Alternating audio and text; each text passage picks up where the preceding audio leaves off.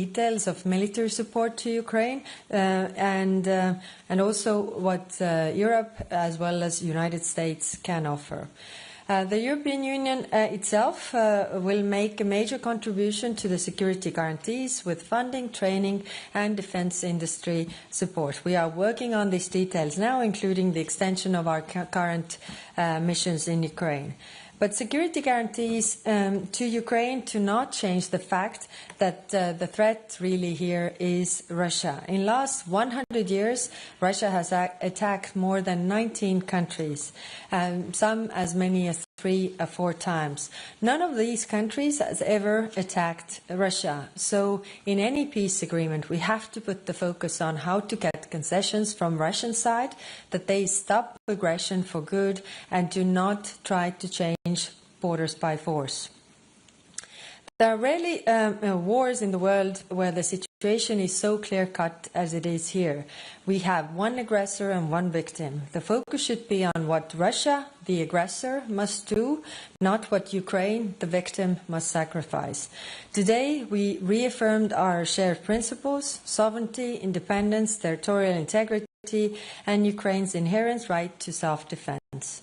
Nothing about Ukraine without Ukraine. And lastly, the threat posed by Russia extends beyond Ukraine. So our work strengthening the European defense remains essential. That is also why decisions concerning the EU and NATO can be made only by the members of European Union and NATO and nobody else. All this work is ultimately about ensuring that Russia never attacks again. The European Union will always support peace. We are in favor of any peace plan that will bring a just and lasting peace for Ukraine, but also ensures the security for Europe tomorrow. Thank you. Thank you, High Representative. Vitaly. Thank you, Vitaly Sizov, Frida. My question about publication of Bloomberg about the details of preparation peace plan of United States. There is information that it was very high level of engagement Russian side on preparation this document, allegedly. Russian officials, they did not confirm, but did not confirm this their engagement. Could this high level of engagement influence the attitude of EU towards this peace plan? Because before that, all officials said that you are very in favor of this United States peace initiative. And the second question, is it usual practice when mediator during negotiation use the draft of prepared by one side of negotiation? Thank you. Thank you. Of course, it has been also confirmed in the media that this is the points that favor Russia. So, of course, if they favor Russia, then it's clear that it's also coming from that side.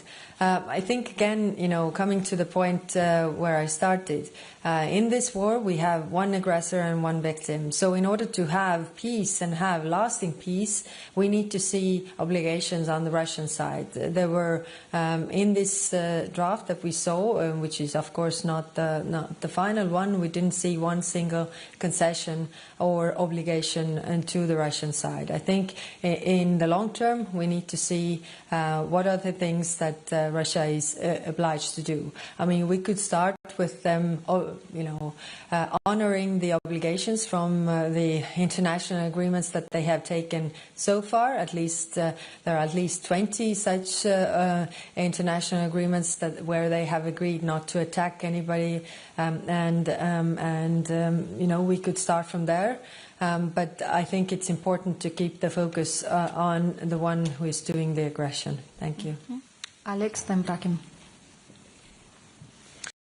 Thanks very much, Alex Kaja for TVP World. Is Belgium wrong for blocking the reparations loan? No, Belgium is, really representing Belgium's interest and voicing concerns which are very legitimate. I mean, these discussions have been very thorough and they are voicing the worries that they have. And I think everybody around the table, really listens in and tries to mitigate those risks. I mean, if there are risks, then we need to also see how we can, share those risks. And everybody around the table agreed that, of course, they are there in solidarity with Belgium when Belgium needs this support. Okay. Max and... Oh, no, Brahim, you have it already said. Yeah. Thank you, Brahim Marad, AGI, Italian news agency. The NATO Secretary General Mark Rutte said today in an interview that the war could end by the end of the year. And as I understand, the Kremlin also said that would welcome that. Do you agree? Thank you. Thank you. Right now we see no indications from the Russian side that they actually want peace. I mean, over the last nights we have seen them constantly bombarding civilians and civilian infrastructure and showing no indication that they want peace. They could start by, agreeing to unconditional ceasefire that Ukraine already agreed to in February. So if there would be ceasefire, there would be also possibility to really sit down and negotiate. Mm-hmm. Max. Thanks a lot. Just to follow up on one of the earlier questions, in the Bloomberg leak, the U.S. representative, U.S. envoy Witkoff was basically coaching the Kremlin on how to pitch the peace plan to Trump. Do you consider Steve Witkoff an appropriate person to be in such a position of influence deciding questions relating to Europe's future? And do you see him as a Kremlin stooge or as a useful idiot for Putin? Thank you. It is not up to me to say who are the representatives of other countries. Like other countries should not have a say who are representatives of our member states. Thank you. Milana.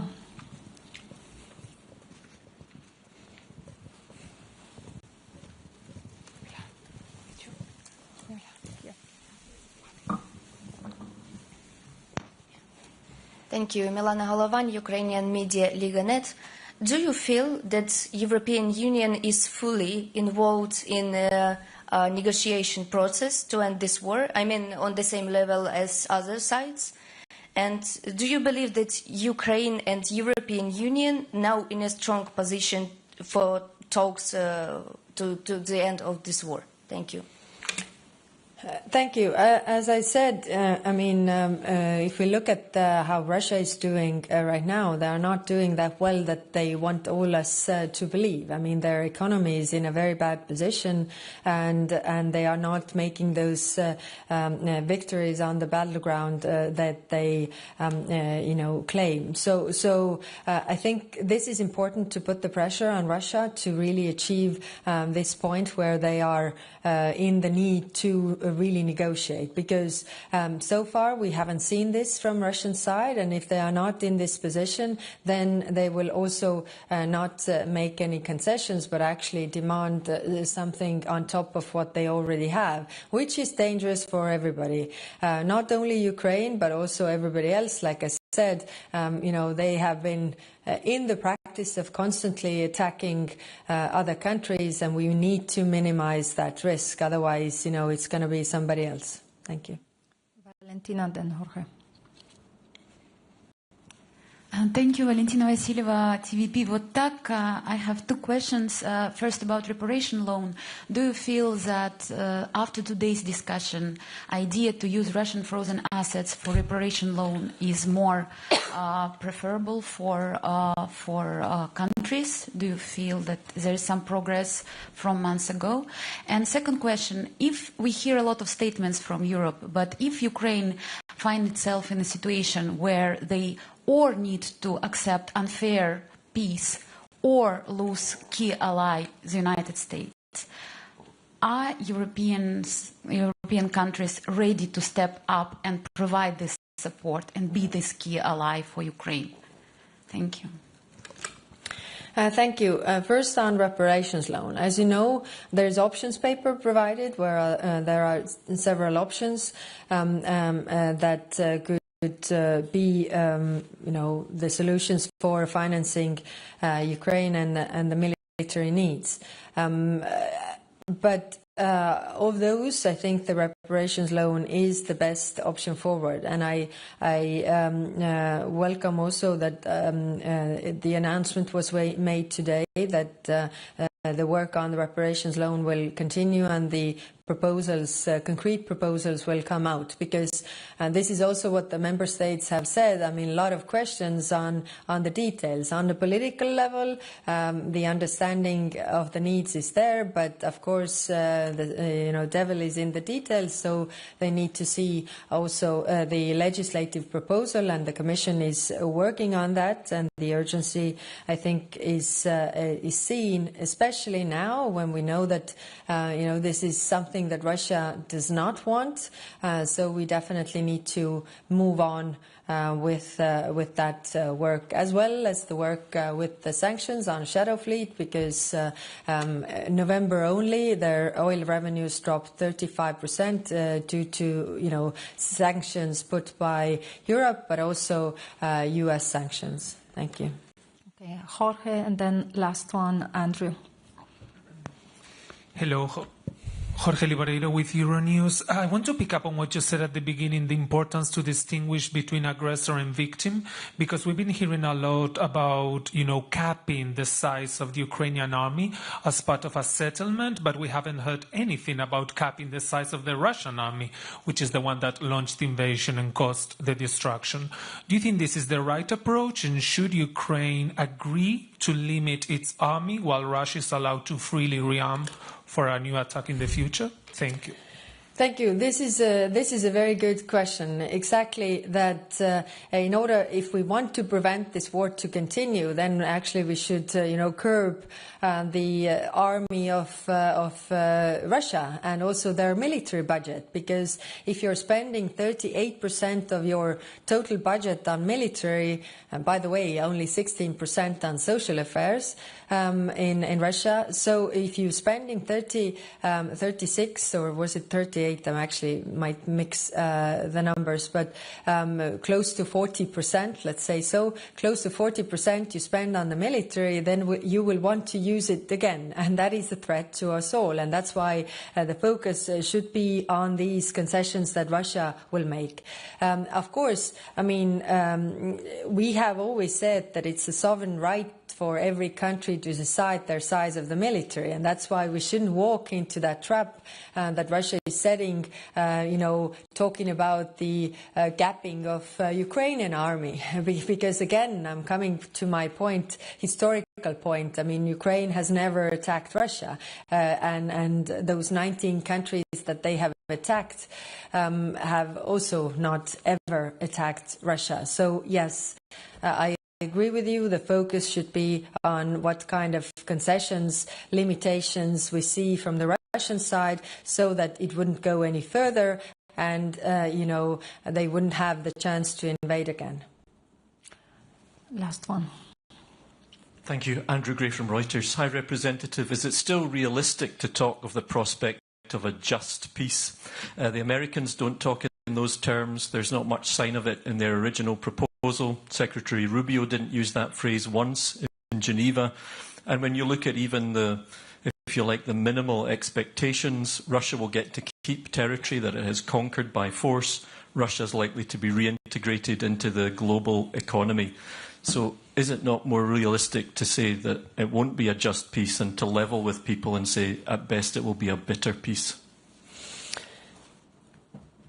If we want this to not happen again, if we want this not to continue and go any further, then we need to have a just and lasting peace. And I will fight for this as long as I can, because I really think that this is a matter of bigger picture of European security as well.